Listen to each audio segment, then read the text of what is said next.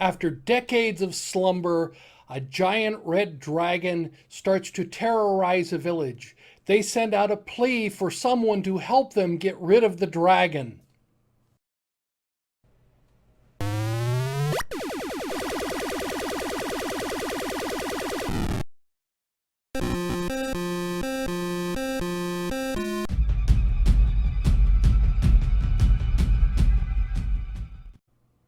This adventure happened many years ago. We were playing original Dungeons and Dragons, and that is actually an important key to this adventure because they changed the rules with AD&D, our first edition, and it couldn't happen today because players wouldn't make this assumption. One of the important rules in this adventure, and because I was expecting some rule lawyers when I was when I was planning this, was it says on page 11 of Monsters and Magic about breath weapon.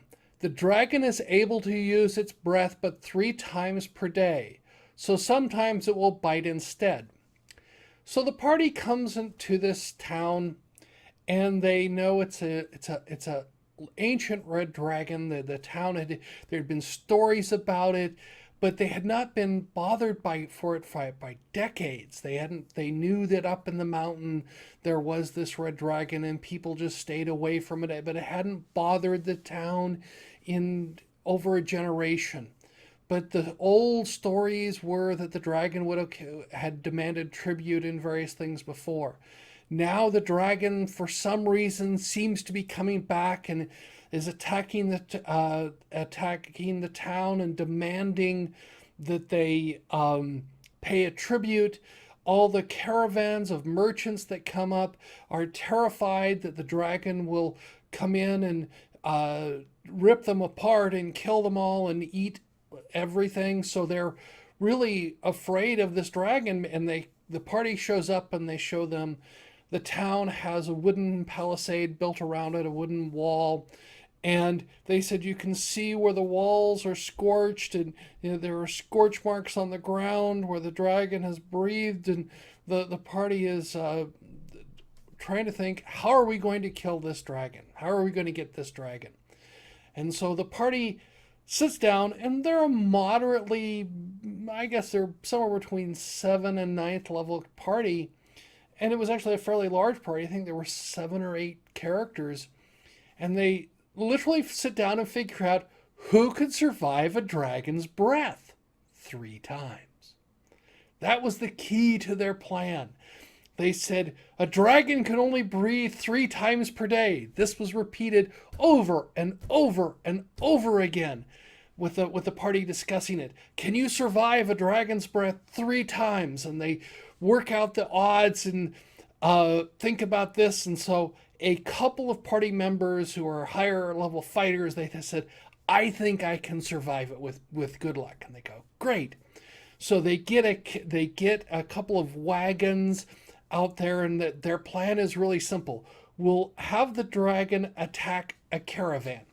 What we'll do is we'll come over here, we'll make it look like the wagons broke down and we're stuck. And so that they come out there and they dig pits all around where they can crawl into. The party members who really can't survive the dragon breath, they will crawl down into the pits and cover themselves over with cloth and sprinkle dirt so it doesn't look like there's anything there. And then they take the wagon and they break one of its wheels so it looks like it's there. And so they're all set up waiting for the dragon, which often came at night, but always came at night. No one had ever seen the dragon. They'd just seen the dragon breath, and they'd heard the mighty roars, and there were footprints of a huge dragon.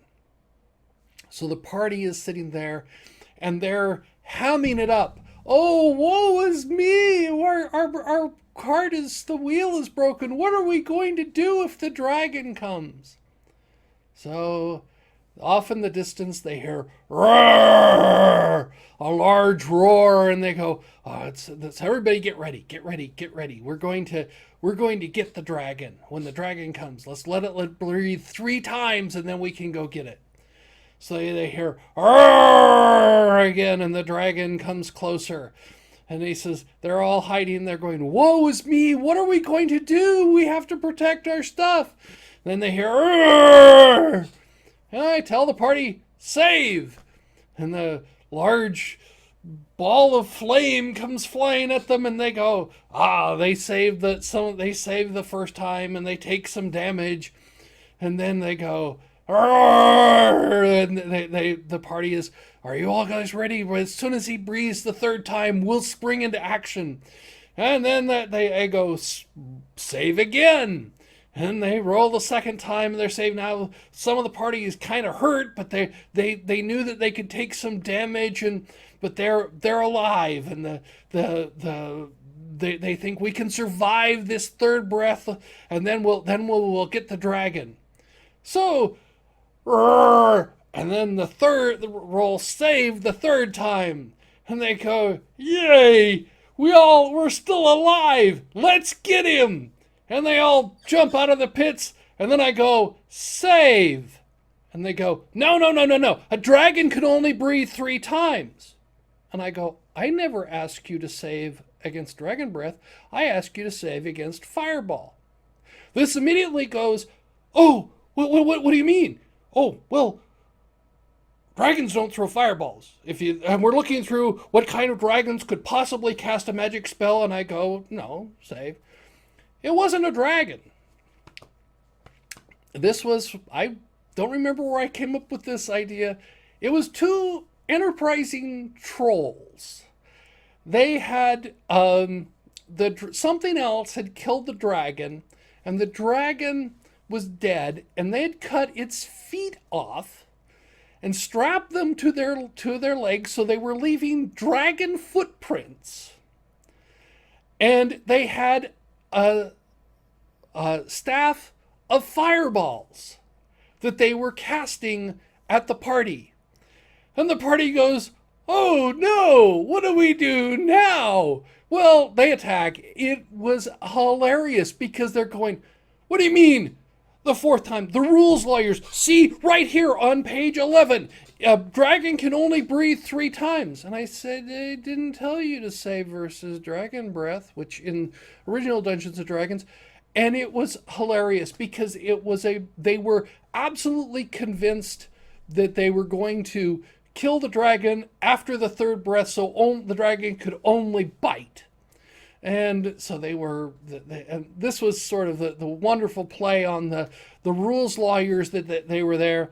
It actually got sort of interesting. He says the battle is pitched and they're fighting, and the trolls fire a fireball that goes over and actually hits it misses the party and hits the wooden wall of the town and catches that on fire, and the sparks fly and the wind drift over, burning embers onto the town, and part of the town catches fire. So after finally dispatching the trolls, they have the staff of fireball, and they're going, oh, well, okay. The town had promised them so many thousand gold pieces, and the mayor of the town comes out and he says, you were supposed to protect us. And he says, well, we killed them. And he says, but you were supposed to protect us, and the wall is burning, and all these homes are on fire. We're going to deduct the value of the value of the damage that the fire did from your reward. Well, the party didn't take that kindly.